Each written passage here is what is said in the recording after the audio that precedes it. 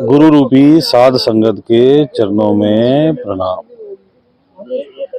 कबीरदास जी का शब्द कर नैनो दीदार महल में प्यारा है। आज उसका सातवां दिन हो गया हमारा सत्संग का इसी के ऊपर, और आज हम करेंगे 25वें श्लोक से लेके 28वें श्लोक तक। कल गलती से मुंह से निकल गया था कि 20 से लेके 24 तक, हमने एक्चुअल में करना था 21 से लेके 24 तक, और किया भी वही था। उसके लिए क्षमा चाहता हूँ। तो वैसे आज ये भी बता दें कि ये शब्द इतना गहरा है कि मुझ में इतना सामर्थ्य नहीं है कि मैं इसका व्याख्यान कर सकूं। बस गुरु कृपा से, गुरु आदेश से कोशिश कर रहा हूँ कि इसका व्याख्यान कर सकें। कोई भी त्रुटि हो जाए तो उसको नज़रअंदाज करें, उस पर ध्यान दया। कबीरदास जी कहते हैं, षोडश भानु हंस को रूपा, बीना सत धुन बजे अनूपा। षोडश हो गया 16, भानु हो गया सूरज, आत्मा क्या है? हंस।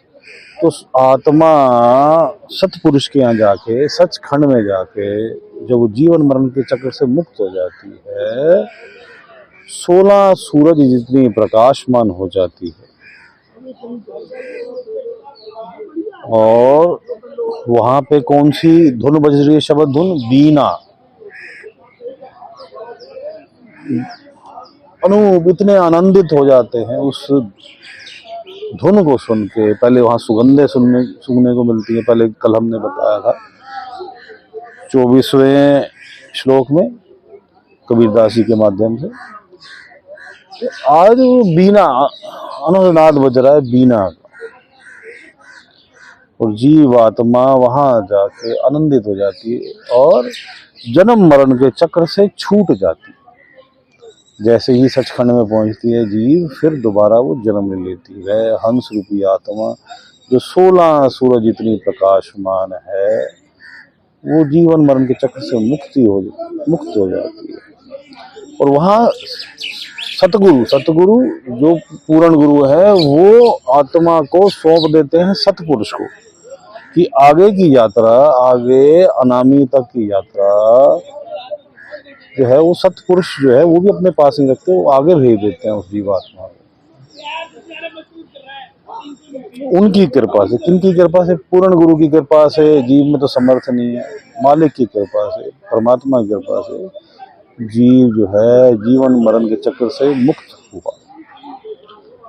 हंसा करत चवर सिर भूपा, सतपुरुष दरबारा है।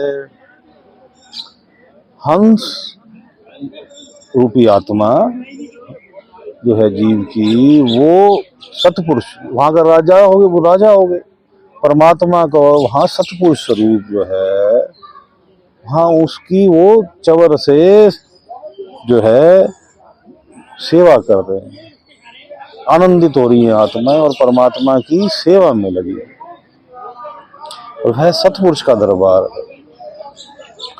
वह सतपुरुष जिसके इर्द गिर्द ऐसी त्रिलोकी की सृष्टियां करोड़ों घूमती, एक आदि नहीं, करोड़ों सृष्टियां घूमती हैं उसके आगे। कोटिन भानु उदय जो होई, एते ही पुनि चंद लखोई। करोड़ों सूरज और उतने ही चंद्रमा, करोड़ों ही चंद्रमा, ये सम्मिलित होके प्रकाश इतना हो जाता है किसका? सतपुरुष के रोम का। जैसे कहते परमात्मा जो है वो प्रकाश रूप है। अगर हम इस सूरज को देखें तो उसका अरबों खरबों, ना जाने कितने गुना जो है उसके एक रोम का जो है प्रकाश है। लेकिन परमात्मा का प्रकाश जो है वो शीतल है। कैसा है? सफेद शीतल है। इसलिए चंद्र और सूरज मिल के जो प्रकाश होता है, उस तरह का शीतलता प्रदान करने वाला प्रकाश है परमात्मा का।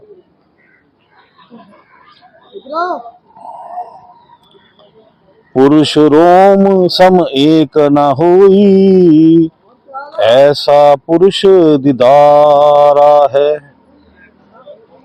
करोड़ों सूरज करोड़ों चंद्रमा का प्रकाश परमात्मा के एक रोम के बराबर भी नहीं है।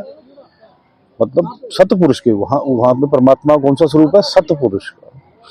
वो सचखंड में उनका स्वरूप है सतपुरुष का, उसके एक रूम के बराबर भी नहीं। और ऐसा पुरुष जो है वो संसार में कहीं भी देखने को नहीं मिलता। आगे अलख लोक है भाई, अलख पुरुष की तह ठुकराई। जब आत्मा जीवात्मा हंस जो है वो आगे की यात्रा करता है तो कौन से दरबार में बोलता है? अलख। क्या कहते हैं? अलख निरंजन। हमने कई बार सुना भी होगा कि जिसको लखा ना जा सके, वो कौन सा लोक है? इसको लखा ना जा सके। वहां किसका राज है? परमात्मा पे का वहां पे स्वरूप है अलख पुरुष का। आत्मा अब ये जीवन मरण के चक्र से मुक्त हो चुकी है। ना आत्मा में कोई मन का आवरण है, ना माया का आवरण है, ना काल का कोई, काल तो वहां पहुंच ही नहीं सकता। ना प्रकृति है 25 प्रकार की, ना ये गुण है सत्य रज तम जो है आत्मा के ऊपर, और ना ही आत्मा जो है वो 5 तत्व, वहां कुछ नहीं है। ना वहां समय है, ना आत्मा स्त्री है, ना पुरुष है। तो आगे जब अलख लोक में पहुंचे तो वहां अलख पुरुष जो है उसका लोक, ये परमात्मा का स्वरूप अर्बन सूर रोम सम नाही, ऐसा अलख निहारा है। वहां अलख पुरुष का जो स्वरूप है वो कितना हो गया? अर्बन, अरबों सूरज और चंद्रमा उसके एक रोम के बराबर भी नहीं है।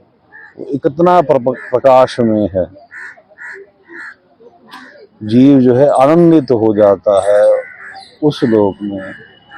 फिर सतपुरुष उसको आगे के लोक में जो है अलख पुरुष के द्वारा अलख पुरुष आगे के लोक में अगम में भेज देते हैं। अब आगे कबीरदास जी कहते हैं, ता पर अगम महल इक साजा, अगम पुरुष ताही को राजा। अब जो है अगम पुरुष जो है, अगम क्या है? जहां जाया ना जा सके। अगम पुरुष के पास जब आत्मा पहुंचती है, अगम पुरुष की एक रोम जो है खरब सूर्य रोम जो है, इसका जो है खरबों सूरज और चंद्रमा के समान हो जाता है। उसका प्रकाश आनंद से भरा हुआ। क्या कहते हैं? ता पर अगम महल एक साजा, अगम पुरुष ताही को राजा, खरबन सूर रोमिक लाजा, ऐसा अगम अपारा है। आनंदित, आनंद की कोई सीमा ही नहीं है जीवात्मा के लिए जो है अगम के दरबार में। आज की हम जो चर्चा है वो यहीं तक करेंगे। अगर कल मालिक का हुक्म हुआ तो आखिरी इसका 8वां जो है पार्ट, 8वां दिन होगा, तो हम इसका जो बाकी के बचे हुए 4 जो शब्द वो हैं, श्लोक हैं, उनके ऊपर चर्चा करेंगे। अब हम कबीरदास जी की दी हुई शिक्षा और बाकी संत महात्माओं की दी हुई शिक्षा अनुसार मेडिटेशन में बैठने की कोशिश करते हैं। और हम क्या करेंगे? ध्यान को तीसरा दिल, थर्ड आई सेंटर, छठा चक्र में दोनों आंखों के बीच में पीछे करके स्थित करते हैं। और सारा ध्यान बाकी सब चीज़ों से, चक्रों से, विचारों से, अपनी इच्छाओं से, और इन आंख कान नाक से और बाकी इंद्रियों से समेट के वहाँ ध्यान केंद्रित करते हैं। और परमात्मा का जो प्रकाश स्वरूप है उसमें ध्यान केंद्रित करने का प्रयत्न करते हैं। और अगर हमें पूर्ण गुरु प्राप्त है तो हम पूर्ण गुरु की पे ध्यान करते हैं। और पंचनाम सतनाम अगर हमें प्राप्त है तो हम सतनाम का सिमरन करते हैं।